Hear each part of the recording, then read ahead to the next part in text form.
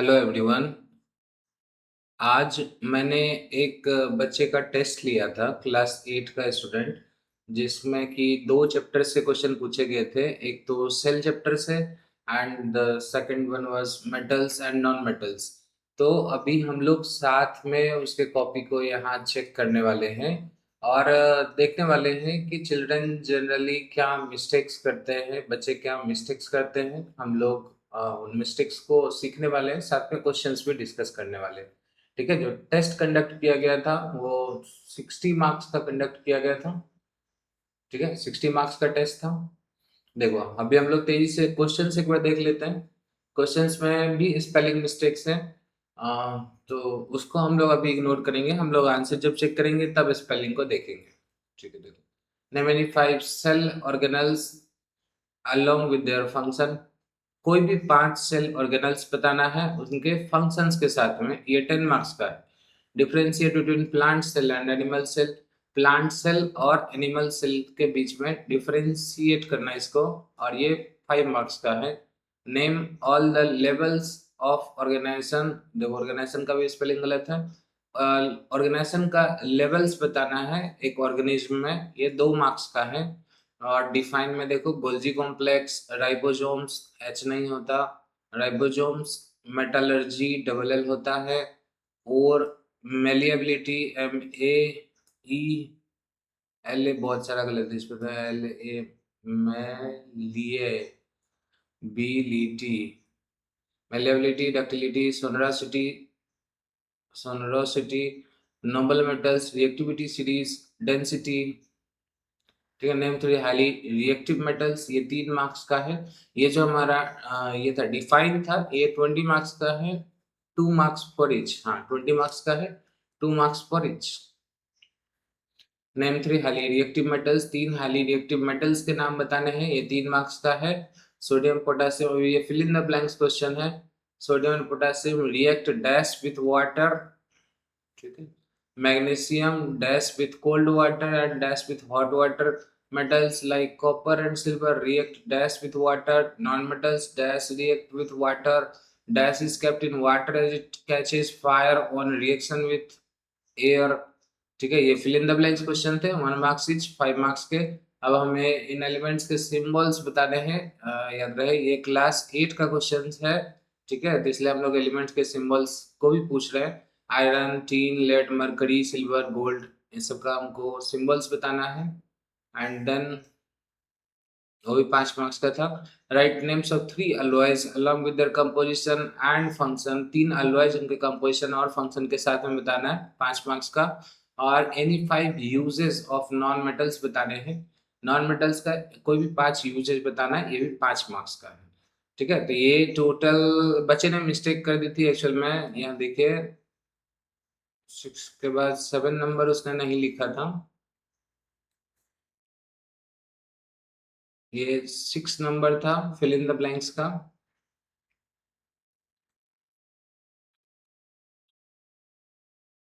हाँ, ये देखिए, ये 6 नंबर है। 6 नंबर के बाद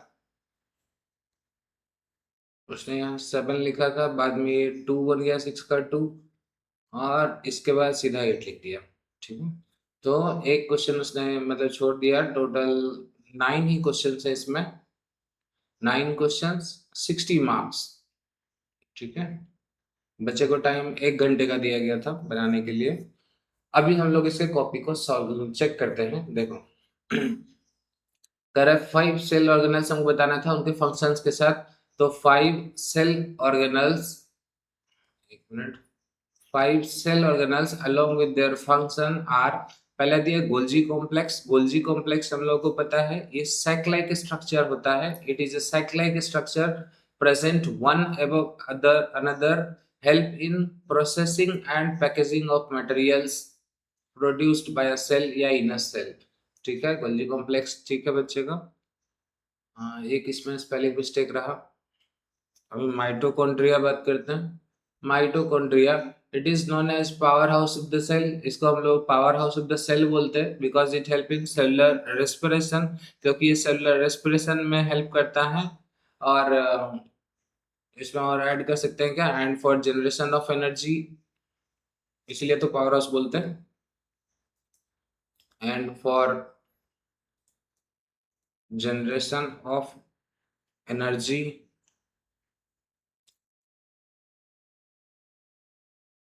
फॉर वेरियस सेल एक्टिविटीज, ऐसा लिख देने से ये पूरा कंप्लीट हो जाता। बट ठीक है, जैसा बच्चे ने लिखा है। अभी बात करते हैं तीसरा, इसने पॉइंट दिया वैक्यूल्स। वैक्यूल्स में सिंगल सी होता है, डबल सी नहीं होता। VACO VACUOLES vacuoles. It is a hollow space present in cell which help to store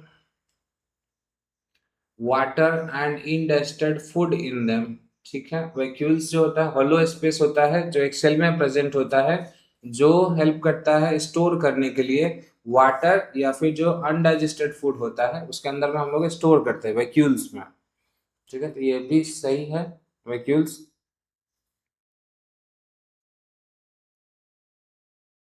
अभी चलो आगे देखते हैं हम लोग।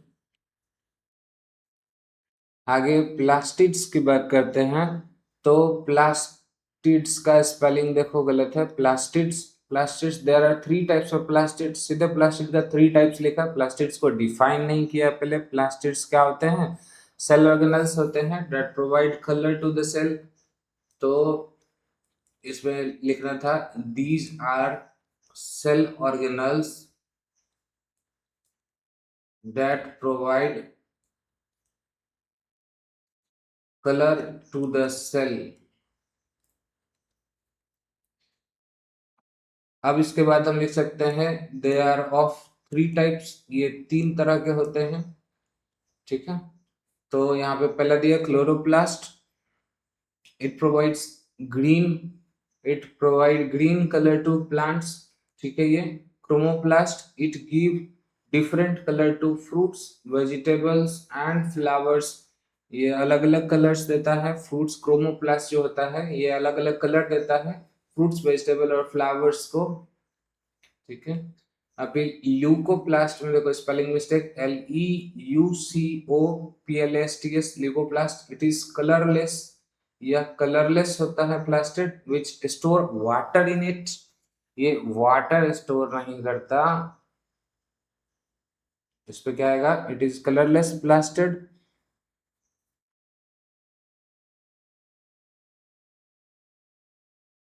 विच विच के बाद provide space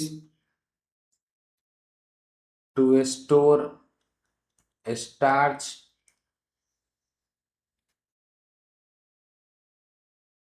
proteins oils etc। ठीक है, तो ये हमारा कंप्लीट होता। स्टोर वाटर इन इट गलत है, वाटर नहीं वो वैक्यूल्स था। ल्यूकोप्लास्ट में हमारा ये आंसर होगा।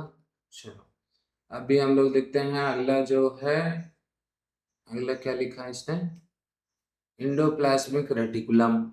इंडोप्लाज्मिक रेटिकुलम में भी इसने सीधा रफ ईयर को लिख दिया है। इंडोप्लाज्मिक रेटिकुलम को भी डिफाइन नहीं किया, ईयर क्या होता है इसको डिफाइन थोड़ा सा तो करना था। तो ये क्या होते हैं? नेटवर्क ऑफ मेम्ब्रेन्स होते हैं। These are network of membranes. ये नेटवर्क ऑफ मेम्ब्रेन्स होते हैं which provide channels for transport of materials in a cell। ये क्या होते हैं? नेटवर्क ऑफ मेम्ब्रेन्स होते हैं जो चैनल्स प्रोवाइड करते हैं मटेरियल्स के ट्रांसपोर्ट के लिए एक सेल में। तब इसके बाद लिखा जा सकता था कि ER is of two types. पहला first one is rough ER. ठीक है, rough ER it has ribosomes. Ribosomes में एच नहीं होगा, RI ribosomes. It has ribosomes, so it is rough in appearance RANCE होगा and help in synthesis of proteins. ठीक है, तो ये रफ इन अपीयरेंस होता है और प्रोटीन के सिंथेसिस में हेल्प करता है, ये भी ठीक है। चलो अगला देखते हैं हम, स्मूथ ईयर। स्मूथ ईयर में क्या है, it does not have ribosomes, RH नहीं होगा, R होगा, ribosomes, so it is smooth in appearance, appearance में ये होगा अगेन, तो इसमें राइबोसोम्स नहीं होते इसलिए ये स्मूथ अपीयरेंस का होता है और helps in synthesis of fats, और ये फैट के सिंथेसिस में हेल्प करता है। ठीक है, तो ये हमारा पहला क्वेश्चन यहाँ पे कंप्लीट होता है, जिसमें कि इसने 5 सेल ऑर्गेनेल्स के बारे में डिफाइन किया है। अभी आप लोग बताइए कि इसमें कितना मार्क्स इसको मिलना चाहिए। ठीक है, इसको सामने हम कर देते हैं, एक मिनट।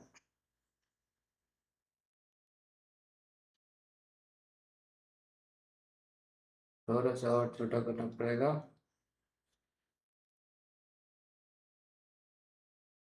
हम्म, ये ऊपर वाले में क्या मिस्टेक है, ऊपर वाले में हाँ थोड़ा सा है बट वो चल सकता है।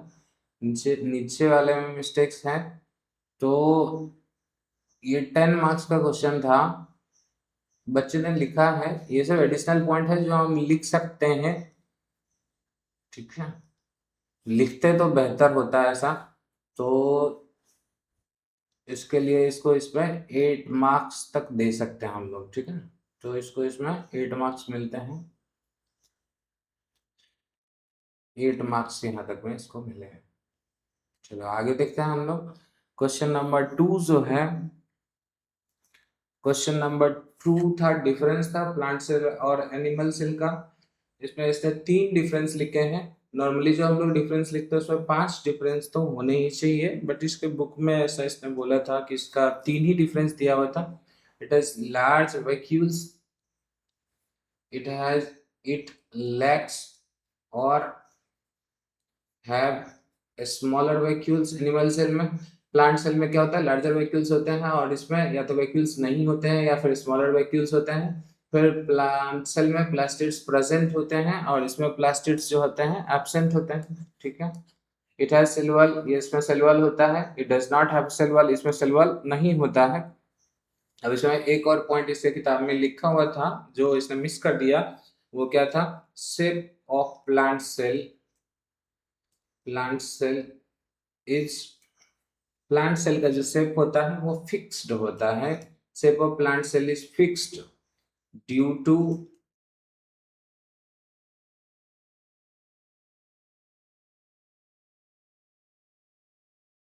ड्यू टू प्रेजेंस ऑफ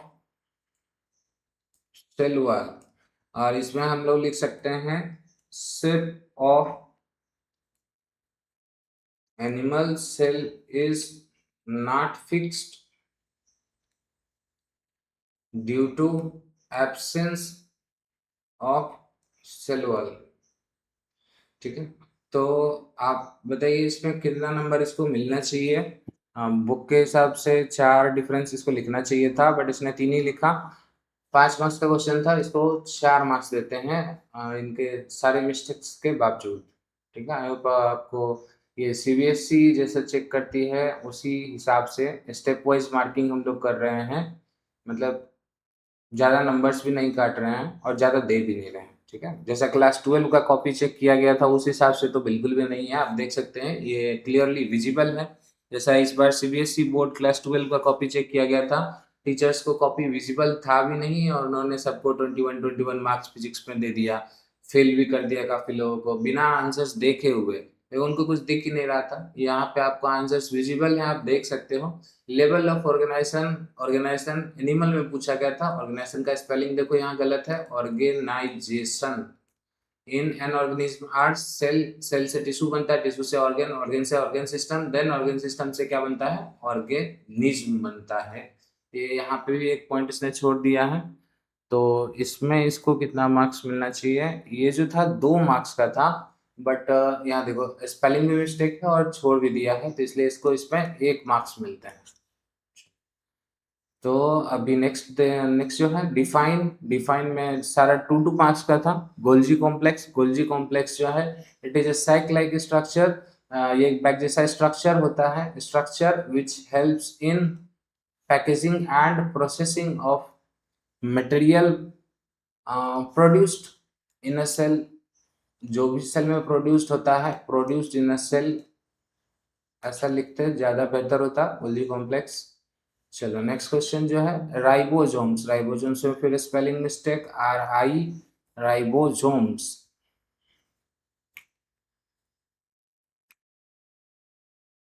अभी राइबोसोम्स जो होते हैं ये टीनी पोर्स नहीं होते, वो तो स्टोमाटा होता है। ये टीनी का भी वाई होगा। राइबोसोम्स जो है tiny granules,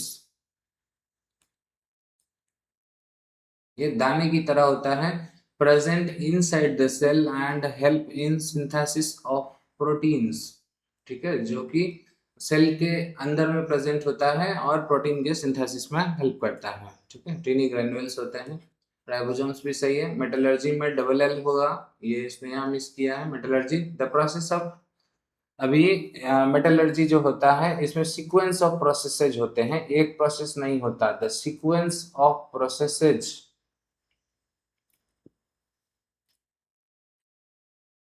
used to extract metals, अब लिखा है from mineral in its pure form, metals in its pure form, उसके प्योर फॉर्म में एक्सट्रैक्ट करना, फ्रॉम इट्स ओर, उनके ओर से, इज कॉल्ड मेटलर्जी, उसको हम लोग क्या बोलते हैं, मेटलर्जी बोलते हैं। ठीक है, चलो अगला देखते हैं next. Ore, ore are mineral, ores जो होते हैं वो मिनरल्स होते हैं, फ्रॉम विच, विच यहाँ पे छोड़ दिया, फ्रॉम विच वन और more than one metals can be extracted profitably, जहाँ से हम लोग एक या एक से ज्यादा मेटल्स को एक्सट्रैक्ट कर सकते हैं, उसको हम लोग ओर्स बोलते हैं। Malleability,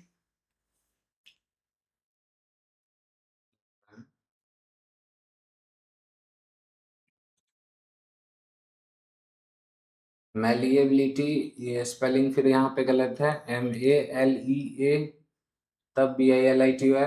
when any metals hammered into thin sheets, कर रहा है जब किसी मेटल को हैमर किया जाता है thin sheets, this physical property of metal is known as malleability. इस फिजिकल प्रॉपर्टी को हम लोग मेलिएबिलिटी बोलते हैं। इसमें थीन शीट्स विदाउट ब्रेकिंग, यहाँ पे ऐड करना होगा, बिना टूटे हुए हम लोग इसको थीन शीट्स में ब्रेक करते हैं, उस प्रॉपर्टी को हम लोग क्या बोलते हैं, मेलिएबिलिटी बोलते हैं। अभी डक्टिलिटी, डक्टिलिटी क्या होता है, when any metal drawn into thin wires, this physical property of metal is known as malleability। malleability लिखा है यहाँ पे, डक्टिलिटी होगा, डक्टिलिटी। तो जब किसी भी मेटल्स को हम लोग थीन वायर्स में मतलब कन्वर्ट कर लेते हैं, पतले पतले तार उससे निकाल लेते हैं, तो उसको हम डक्टिलिटी बोलते हैं, उस प्रॉपर्टी को। ठीक है, ये सोनोरोसिटी, सोनोरोसिटी होता है, SITY होता है। when any metal struck it produces a ringing sound, this physical property of कह रहा है, ये जो ringing sound प्रोड्यूस करता है, इसी फिजिकल प्रॉपर्टी को हम लोग सोनोरोसिटी बोलते हैं। चलो ठीक है, ये भी सोनोरोसिटी स्पेलिंग मिस्टेक है। Noble metals, noble metals are metals which are least reactive. Noble metals जो होते हैं, मेटल्स होते हैं जो कि क्या होते हैं, लीस्ट रिएक्टिव होते हैं। अभी यहाँ पे और not reactive at all, not reactive at all, या फिर बिल्कुल लीस्ट रिएक्टिव होते हैं, या फिर बिल्कुल ही रिएक्टिव नहीं होते, जैसे gold and platinum. So it is used in production of jewellery, इसलिए इनका जो यूज होता है हम लोग ज्वेलरी प्रोडक्शन के लिए भी करते हैं।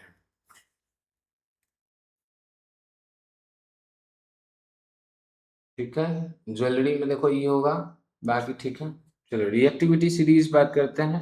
रिएक्टिविटी सीरीज में इसने लिखा, reactivity series is series of highly reactive metals to, series of highly reactive metals to least reactive metals. ये थोड़ा सा सही नहीं लग रहा, इसको हम लोग कैसे लिख सकते हैं, तो लिख सकते हैं series of metals arranged in order of their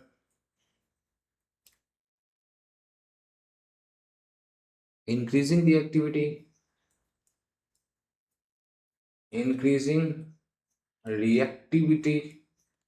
is called reactivity series. ठीक है, तो ये नॉट अप्रोप्रिएट बोलेंगे।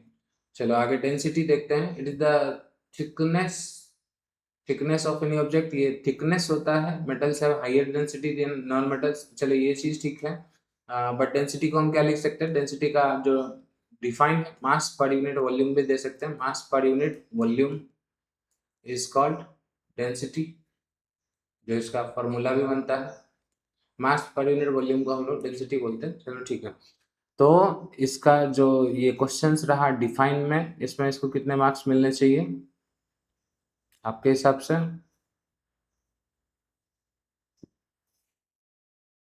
देखो, देखा जाए तो डिफाइन में मिस्टेक्स जो है, स्पेलिंग मिस्टेक्स बहुत सारे हुए हैं।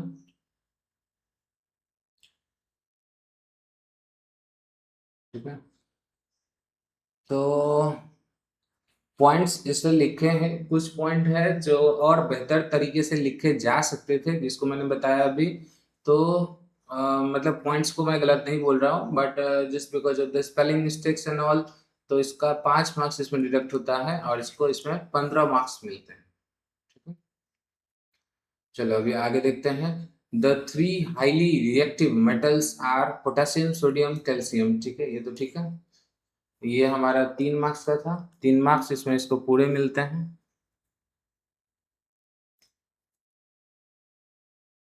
अभी ये जो क्वेश्चन था, ये क्या था? 6 का 1 नंबर। एक मिनट, 6 का 1 नंबर क्या क्वेश्चन था, कहाँ से देखा जाए? चलिए यहीं देख लेते हैं हम लोग। 6 का 1 नंबर,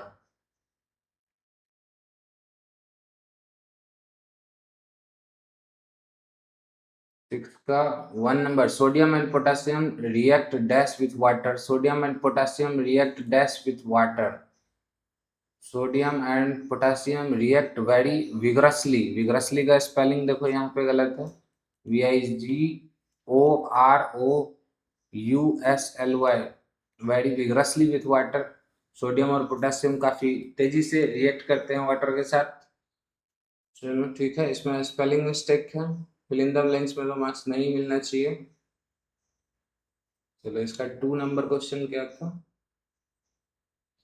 6 का 2, magnesium dash with cold water and dash with hot water. Magnesium dash with cold water and dash with hot water. Magnesium does not react with cold water but react with hot water. ठीक है, ये अभी अगला 6 का 3 क्या था? Sodium and potassium. देख लेते हैं हम लोग क्या था। 6 का 3, metals like copper and silver does not react होगा इसमें तो। ठीक है, copper and silver does not react होगा। कहाँ गया? हाँ, ये तो डज नॉट रिएक्ट होगा, तो ये तो उसका सही था। आगे हम लोग देख लेते हैं। Non metals dash react with water. Non metals generally do not react with water. Non metals नहीं रिएक्ट करते हैं। Dash is kept in water as it catches fire on reaction with air.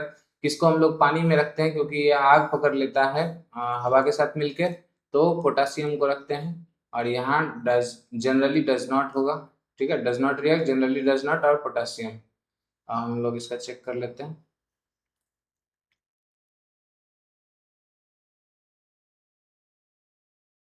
Does not react, generally does not react, और अच्छा phosphorus है। हाँ ठीक है, phosphorus. ठीक, करेक्ट। तो इसमें इसका वो स्पेलिंग मिस्टेक था, इसलिए 4 मार्क्स इसको मिलते हैं। अभी आगे देखो, जो हमारा ये था सिंबल्स था। पहला आयरन था, आयरन का Fe। दूसरा टीन था, टीन का SN। तीसरा लेड था, लेड का PB। उसके बाद मरकरी था, मरकरी का Hg, फिर सिल्वर गोल्ड। ठीक है, तो इसमें इसको 3 मार्क्स मिलते हैं। अभी नेम ऑफ वर्ड्स देना है, उसका कंपोजिशन देना है एंड फंक्शन देना है, और ये 5 मार्क्स का था। इसमें इसने पहले लिखा है अल्निको, एल्युमिनियम, निकेल और कोबाल्ट, जिसका कि हम लोग यूज करते हैं ऑटोमोबाइल पार्ट्स में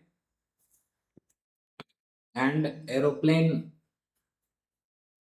एरोप्लेन पार्ट्स, एरोप्लेन बॉडीज में, या फिर अंडर सी वेसल्स और under sea and under sea vessels में, जो समुद्र के नीचे रहते हैं वैसे जहाजों में हम लोग इसका इस्तेमाल करते हैं एल्निको का, aluminium plus nickel plus cobalt. अभी ब्रॉन्ज बात करें, ब्रॉन्ज जो होता है किसका बना होता है, कॉपर प्लस टीन होता है। It is used to make statue and it is used to make statue and medals. और इसका हम लोग कहाँ इस्तेमाल करते हैं, कुकिंग यूटेंसिल्स में कभी भी करते हैं। यहाँ लिख देते हैं हम लोग कुकिंग यूटेंसिल्स, खाना पकाने वाले बर्तन में भी करते हैं। और किस में करते हैं हम लोग ब्रॉन्ज का इस्तेमाल, क्वाइंस में करते हैं, क्वाइंस में, या फिर डेकोरेटिव आइटम्स में, डेकोरेटिव आइटम्स में हम लोग ब्रॉन्ज का इस्तेमाल करते हैं। अभी टीन लिखा है इसने, tin is not an ore, तो इसके जगह पे हम लोग ब्रास देते हैं। ब्रास जो होता है कॉपर प्लस जिंक का बना होता है, कॉपर और zinc. It is use for making utensils, utensils और साथ में क्या, डेकोरेटिव आइटम्स।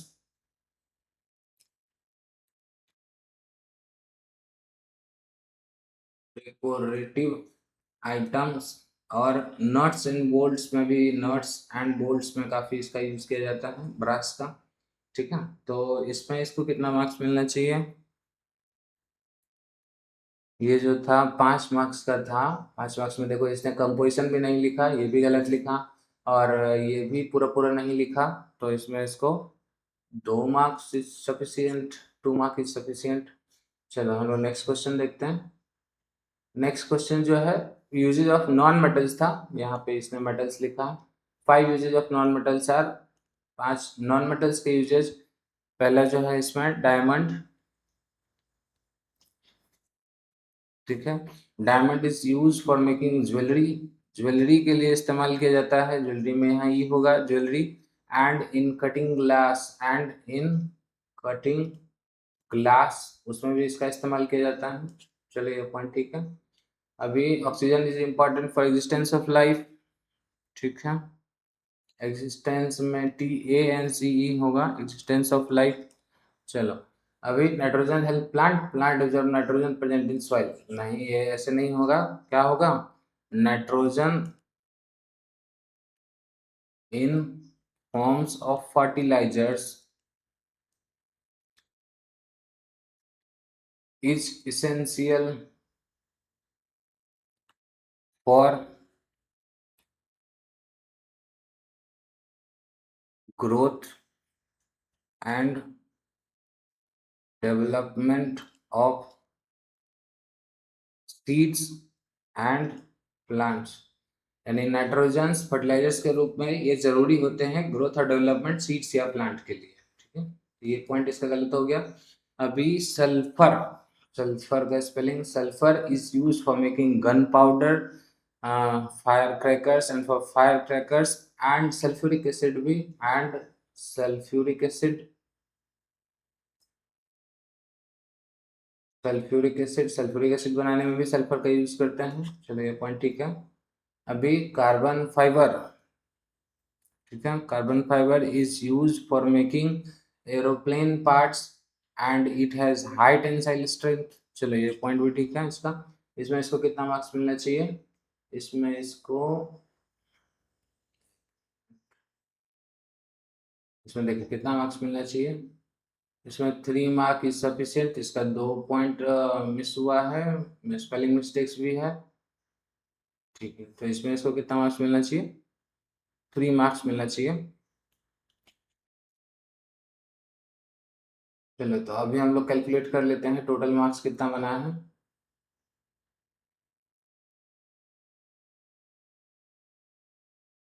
पहले वाले में हम लोगों ने कितना मार्क्स दिया है? पहले वाले में 8 मार्क्स दिया है, 8, दूसरे में 4, 12, एक 13, 13 और इसमें 15 दिया था, 13 15 28, 28 3 31, 31 4 35, 3 38, 2 40, 40 और इसमें 3 43 मार्क्स है, 43 आउट ऑफ 60, जिसमें कि मैंने इसका -1 मार्क किया है for mistake in numbering. Question में नंबरिंग मिस्टेक की वजह से -1 मार्क किया, तो इसका 42 बना, 42 आउट ऑफ 60। परसेंटेज में कैलकुलेट करें तो कितना परसेंट बनता है, तो ये देखो 6 7 जा 70% मार्क्स बना। स्टूडेंट का मार्क्स 70% है। एवरेज क्या इसको बोल सकते हैं, नीड मोर इम्प्रूवमेंट, और ज़्यादा इम्प्रूवमेंट की ज़रूरत है। सिर्फ 2 चैप्टर से क्वेश्चंस पूछा गया था और फिर भी 70% मार्क्स है, इज़ नॉट गुड। चलो, बट कोई बात नहीं, बच्चे हैं, सीखेंगे, मिस्टेक से ही बच्चे सीखते हैं और ये एक नॉर्मल टेस्ट है। ऐसे ही टेस्ट से सीख सीख के बच्चे एग्जाम्स में अच्छा स्कोर लाते हैं। ठीक है, चलो, that's all for the day. Thank you everyone, have a nice day.